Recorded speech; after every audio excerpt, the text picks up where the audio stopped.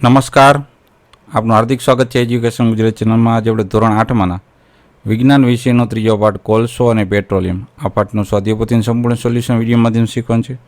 Channel પર નવા આવ્યો ચેનલ સબસ્ક્રાઈબ કરો, વિડીયોને લાઇક શેર કરી દો. પહેલો પ્રશ્ન છે, નીચેના દરેક પ્રશ્નના ઉત્તર માટે આપેલા વિકલ્પમાંથી સાચો વિકલ્પ શોધી ક્રમઅક્ષર પ્રશ્ન સામે પેલા બોક્સમાં લખો. પહેલો પ્રશ્ન, નીચેના પૈકી કયું અશ્મિ બળતણ નથી? તો એ છે લાકડું. બીજો પ્રશ્ન, નીચે પૈકી પુનઃ પ્રાપ્ય બળતણ કયું છે? તો છે બાયોગેસ. ત્રીજો પ્રશ્ન, પેટ્રોલિયમના ઘટક તરીકે મળતા બિટ્યુમિનનો ઉપયોગ શું છે? તો છે રોડ સમતલ કરવા માટે. ચોથો પ્રશ્ન, કાર્બનનું શુદ્ધ સ્વરૂપ કયું છે? તો છે કોક. પાંચમો પ્રશ્ન, મૃત વનસ્પતિના કોલસામાં ધીમા રૂપાંતરની પ્રક્રિયાને શું કહે છે? તેને કહે છે કાર્બોનાઇઝેશન. છઠ્ઠો પ્રશ્ન, નીચેના પૈકી શાનો ઉપયોગ સ્ટીલના ઉત્પાદનમાં થાય છે? એ છે કોક. આઠમો પ્રશ્ન, નીચેના પૈકી કોનું કાળું સોનું કહેવામાં આવે છે? તો છે પેટ્રોલિયમને. આઠમો પ્રશ્ન, પેટ્રોલિયમના શુદ્ધિકરણ દરમિયાન શું મળતું નથી? તો કુદરતી વાયુ. બીજો પ્રશ્ન, ખાલી જગ્યા પૂરો. કોલસો, પેટ્રોલિયમ અને કુદરતી વાયુ અશ્મિ બળતણો છે. બીજું, પેટ્રોલિયમમાંથી વિવિધ ઘટકોને અલગ કરવાની પ્રક્રિયા શુદ્ધિકરણ કહે છે. ત્રીજું, સીએનજી એ વાહનો માટે સૌથી ઓછું પ્રદૂષણ કરતું બળતણ છે. ચોથું, જંગલો અને વન્યજીવો એ પુનઃ અપ્રાપ્ય કુદરતી સંસાધન છે. પાંચમું, પેટ્રોલિયમ અને કુદરતી વાયુમાંથી મળતા ઉપયોગી પદાર્થને પેટ્રોકેમિકલ્સ કહે છે. છઠ્ઠું, પેટ્રોલિયમનો ઘટક બિટ્યુમિન રોડ સમતલ કરવા માટે વપરાય છે. સાતમું, પેટ્રોલિયમના બહોળા વ્યાપારિક મહત્વને લીધે તેને કાળું સોનું કહે છે. આઠમું, દુનિયામાં તેલનો કૂવો સૌપ્રથમ અમેરિકાના પેન્સિલ્વેનિયામાં ખોદવામાં આવ્યો છે. ત્રીજો પ્રશ્ન, નીચેના પ્રશ્નોના માત્ર ઉત્તર લખો. પહેલું, ટ્રક જેવા ભારે વાહનોમાં બળતણ તરીકે વપરાતી પેટ્રોલિયમ પેદાશનું નામ જણાવો. તો એ છે ડીઝલ. બીજો પ્રશ્ન, પુનઃપ્રાપ્ય કુદરતી સંસાધનોનું એક નામ આપો. તો એ છે સૂર્યપ્રકાશ. ત્રીજું, સજીવો છે એ મૃતદેહોના અવશેષમાંથી બનેલા બળતણ કહે છે અશ્મિ બળતણ. ચોથો પ્રશ્ન, કોલસાનું કયું ઉત્પાદન ધાતુ નિષ્કરણમાં વપરાય છે? તો એ છે કોક. પાંચમું, સીએનજીમાં મુખ્ય ઘટક કયો છે? તો એ છે મિથેન. છઠ્ઠું, રોડને સમતલ કરવા માટે વપરાતી પેટ્રોલિયમની પેદાશનું નામ જણાવો. તો એ છે બિટ્યુમિન. ચોથો પ્રશ્ન, નીચેના વિધાનમાંથી ખરા વિધાન સામે ખરા અને ખોટા વિધાન સામે ખોટાની નિશાની કરો. પહેલું, સીએનજી એ પેટ્રોલ કરતાં વધારે પ્રદૂષણ કરતું બળતણ છે. વિધાન ખોટું છે. બીજું, કોક એ કાર્બનનું લગભગ શુદ્ધ સ્વરૂપ છે. વિધાન સાચું છે. ત્રીજું, કોલટાર એ વિવિધ પદાર્થનું મિશ્રણ છે. વિધાન સાચું છે. ચોથું, કેરોસીન એ અશ્મિ બળતણ નથી. વિધાન ખોટું છે. પાંચમું, પુનઃ અપ્રાપ્ય સંસાધનો માનવ પ્રકૃતિઓ દ્વારા ખલાસ થઈ શકે નહીં. વિધાન ખોટું છે. છઠ્ઠું, અશ્મિ બળતણો પુનઃ અપ્રાપ્ય કુદરતી સંસાધન છે. વિધાન સાચું છે. સાતમું, ડામરની ગોળી કોકમાંથી બને છે. વિધાન ખોટું છે. આઠમું, કેરોસીન જેટ પ્લેનમાં બળતણ તરીકે વપરાય છે. વિધાન સાચું છે. નવમું, અશ્મિ બળતણને પ્રયોગશાળામાં બનાવી શકાય. વિધાન ખોટું છે. પાંચમો પ્રશ્ન, નીચેના પ્રશ્નોના એક વાક્યમાં ઉત્તર લખો. પહેલું, કોલસો અને પેટ્રોલિયમ જેવા કુદરતી સંસાધનો શામાંથી બનેલા છે? તો છે કોલસો અને પેટ્રોલિયમ જેવા કુદરતી સંસાધનો સજીવોના મૃતદેહોના અવશેષમાંથી બનેલા છે. બીજો પ્રશ્ન, કાર્બોનાઇઝેશન એટલે શું? જવાબ છે મૃત વનસ્પતિના કોલસામાં રૂપાંતર થવાની ધીમી ક્રિયાને કાર્બોનાઇઝેશન કહે છે. ત્રીજો પ્રશ્ન, કોલસામાંથી મેળવાતા ઉપયોગી ઉત્પાદનના 3 નામ જણાવો. તો છે કોલસામાંથી કોક, કોલટાર અને કોલગેસ આ 3 ઉપયોગી ઉત્પાદનો મેળવવામાં આવે છે. ચોથો પ્રશ્ન, કોલગેસનો ઉપયોગ શું છે? તેનો જવાબ છે આનો ઉપયોગ કારખાનામાં કોલગેસનો બળતણ તરીકે ઉપયોગ વપરાય છે.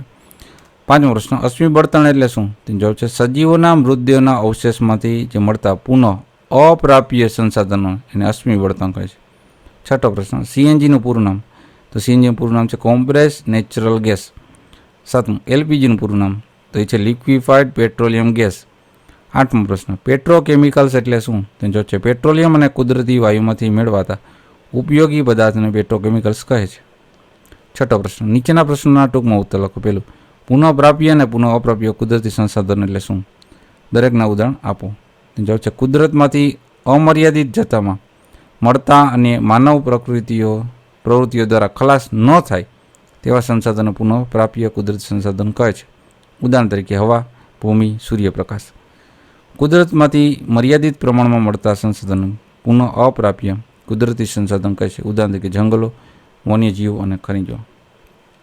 બીજો પ્રશ્ન, મૃત વનસ્પતિમાંથી કોલસો મળે કઈ રીતે બને તે વર્ણવો. આ પ્રક્રિયા કયા નામથી ઓળખવામાં છે?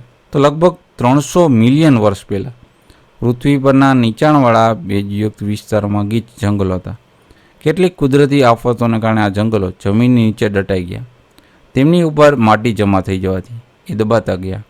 ઊંડે અને ઊંડે જવાને લીધે તેનામાં તાપમાન પણ વધારો થતો ગયો. ઊંચા દબાણ અને તાપમાનને લીધે મૃત વનસ્પતિઓ ધીરે ધીરે કોલસામાં રૂપાંતર પામતી ગઈ. કોલસામાં મુખ્યત્વે કાર્બન હોય છે. મૃત વનસ્પતિઓની કોલસામાંથી રૂપાંતરની ધીમી પ્રક્રિયાને જ કાર્બોનાઇઝેશન કહે છે. ત્રીજો પ્રશ્ન, કોકની લાક્ષણિકતાનો ઉપયોગો જણાવો.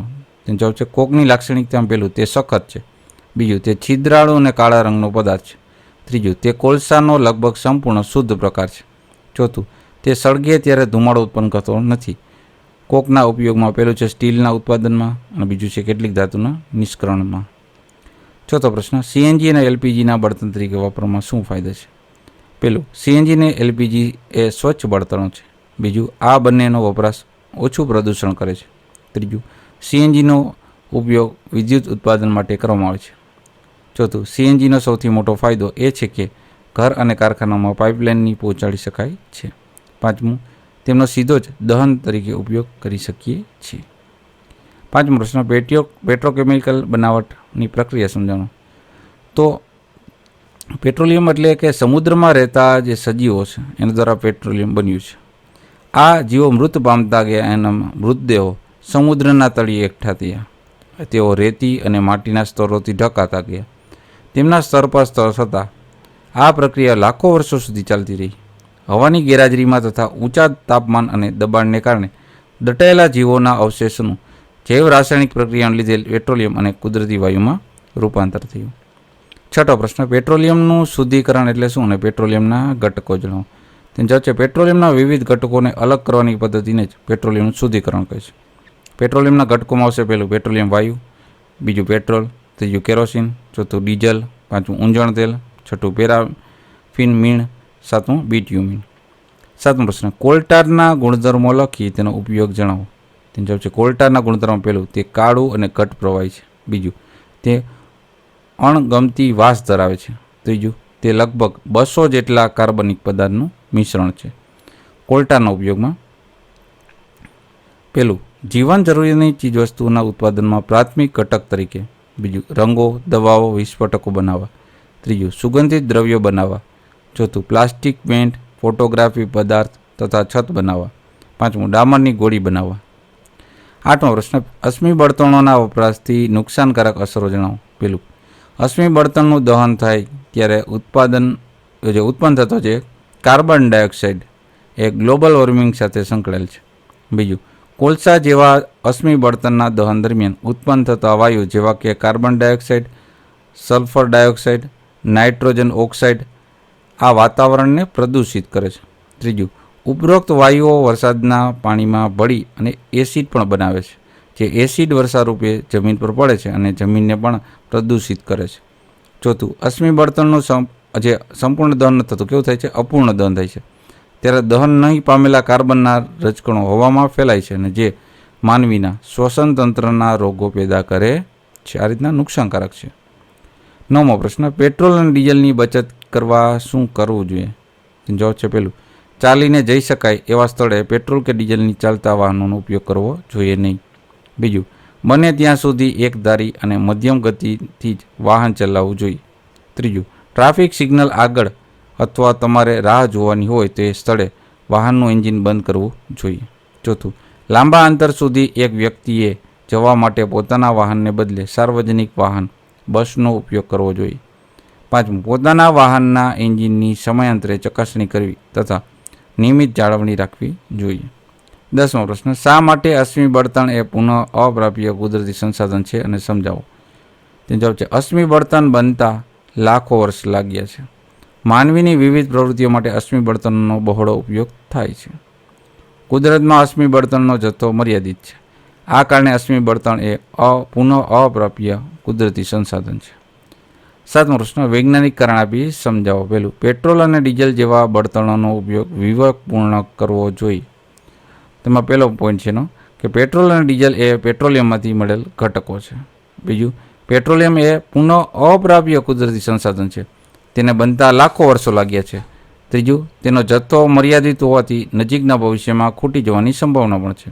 ચોથું, તેનો અવિચારી અને બેફામ ઉપયોગ કરવાથી તે જલ્દી ખૂટી જશે અને વાહન વ્યવહાર ઠપ થઈ જશે.